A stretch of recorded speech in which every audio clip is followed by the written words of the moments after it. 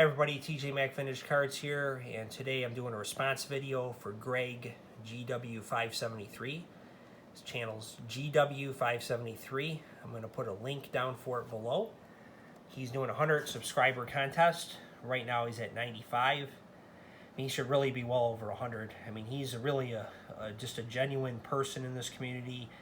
Very generous, has a great card collection. I mean, just all the attributes that I'm looking for in channels that I like to watch. And every time one of his videos comes out, I do watch them all.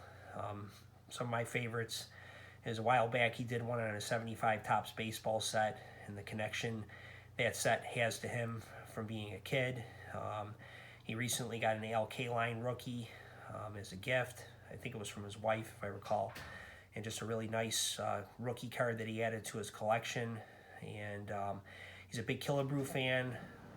Bob Feller, Ken Griffey Jr., Cal Ripken, Chipper Jones. He collects some vintage, some modern. Just a very fun channel to watch. So I hope that you take a moment to check his channel out and subscribe and get him well over 100. You won't regret doing it, so please do so. So his contest is 10 cards that are our favorites. And recently I did a video that if I could keep one case and I had 30 cards in it. Well, 9 of the cards from that video were in my top 10. The other one is one that I recently bought that is in my top 10 now. So I'm going to go through these cards. The differences in that video, if I can keep one case, I never ranked them. Here I'm ranking them in the order of my favorites. And it really wasn't that hard for me to do because these are cards that I have a connection with all of them. And it was really easy to put it together, frankly. I just kind of went with my gut and how I felt with them. I didn't spend a lot of time looking at it, which I think is really, for me, was the right approach. So I'm just going to go ahead and jump right in. Number 10 on the list is this 55 Parkhurst, Jean Beliveau. This is my most recent addition to my collection, or one of my more recent additions, and I just love this card. I loved learning about Jean Beliveau and the type of person he was, as well as a player. And the guy was a winner, and I just really enjoy having this card. On the ice, he was the equivalent of Joe DiMaggio in baseball, just from what I've read in the video and things I've watched about him. And off the ice, he was every bit as good as he was on the ice. So it's really nice when you can collect players that are great in both arenas, off the ice and on the ice. So just happy to have this one in my collection, and it's definitely one of my 10 favorites, and it comes in at number 10. And number 9 is another hockey card. It's Bobby Hull. Huge fan of Hull. Just the talent and ability that he had on the ice, and just he was one of those guys that got everybody out of their seat when he played. When I profiled him in my hockey case build, I called him Mickey Mantle on skates. He certainly was that. He was an icon of his period. When he did something, he did it big, similar to how Mantle hit the tape measure home runs. So had the hard slap shot. One of the reasons why goalies certainly wanted to start wearing masks, because when he came in, most goalies didn't wear masks. When they saw his slap shot coming, though, that changed a lot of minds. So Bobby Hull, definitely one of those guys that is in my top 10, and this is my favorite card of his. And then next up are these two icons from their time, Willie Mays and Mickey Mantle. To me, they're synonymous with baseball in the 50s and 60s, and I just love these two grouped together on the same card. Definitely one I had to have in my case, and it came in at number 8.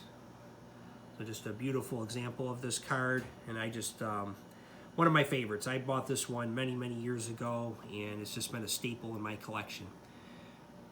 And again, these are not based on values. I have more valuable cards of some of these players, but they're not necessarily, it's not about that. It's more about the connection that I have with them and the enjoyment that they bring me. This next one here is the 35 Diamond Stars, Jimmy Fox.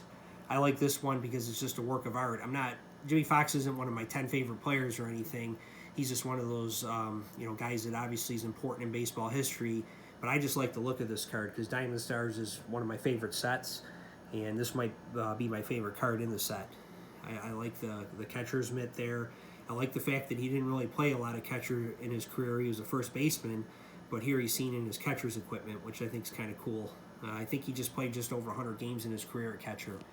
So just a really cool, interesting, fun card to look at.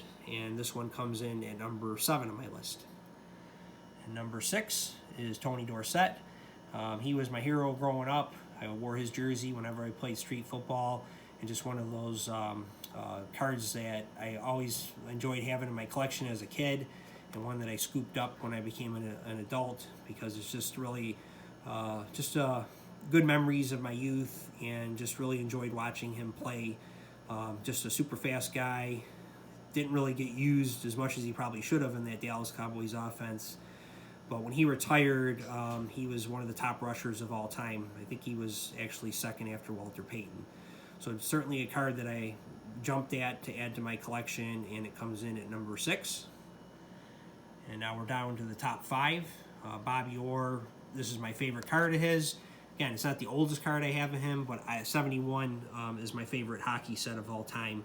So I wanted to pick my favorite player from my favorite set. So this is the Bobby Orr that I always have the biggest connection with.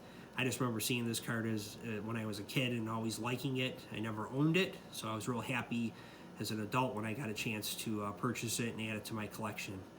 And Bobby Orr is just, supremely talented player, kind of a great what could have been in some ways, but when he retired, he probably left the game as maybe the second or third greatest player ever, and I think that still holds true. Just a phenomenal player. And now we're getting to the top 4, and this I've showed before as all the other cards. This was a gift from my wife for my 30th birthday many years ago. It's been a while, but this is a 54 Topps Ted Williams. I just love the color on this card. It is so vibrant with the yellow and that bright blue hat with the bee on it. I just love this card. And this is one that she knew I liked, and I just always appreciated that she got it for me. So number 4 on my list. And then number 3, my favorite coach of all time, and there's not even any comparison, is Tom Landry. Just a great coach, such an innovator in NFL history, similar to a Paul Brown, just such an important player in NFL history. Not so much as a player in the sense on the field, but just a player, like a key person in the sport of football that really helped carry it into the 21st century. He just made so many innovations from the shotgun, the 4-3 defense, and he was his own defensive and offensive coordinator when he was a head coach. Just really a high energy, didn't come across that way on the field, but just a person that just had a high energy and dedication to football. And this is his rookie card and my third favorite card in my collection. And number 2 is his quarterback for a decade of when he coached, was Roger Staubach, and this is his rookie card. And just certainly, if I was going to pick one quarterback, he'd be my guy. He could run, he could throw, he was accurate, he never gave up, he would give you hope in the huddle, and just a guy that served his country. Just have the utmost respect for that, and I just love having this card in my collection. And when I was a kid, it was one that I never thought I would get. And I had some Staubach cards, but I never had his rookie, so this is my favorite football card, certainly of all time. And then to end it here is my favorite card, period, not just even in my collection, the 56 Topps Mickey Mantle. When I was a kid, this was a card I only dream of owning. I could probably, if I sold off some things and did some things financially, get a 52 Topps in pretty low grade. I would never do it, though. This is my card. I'm content with having this Mantle in my collection. I love this card. It's my definitely my favorite of all time, and one that I would never part with. It's the Triple Crown season, which was his greatest season. This is a season that made him a superstar and cemented him as a legend. So I just love having this card. I just look at it often, and it's a no-brainer. This one is number 1 on my list by far. So I thought I'd just share these today, and mainly just shout out Greg, GW573, one more time, and just check his channel out, and everybody have a great day.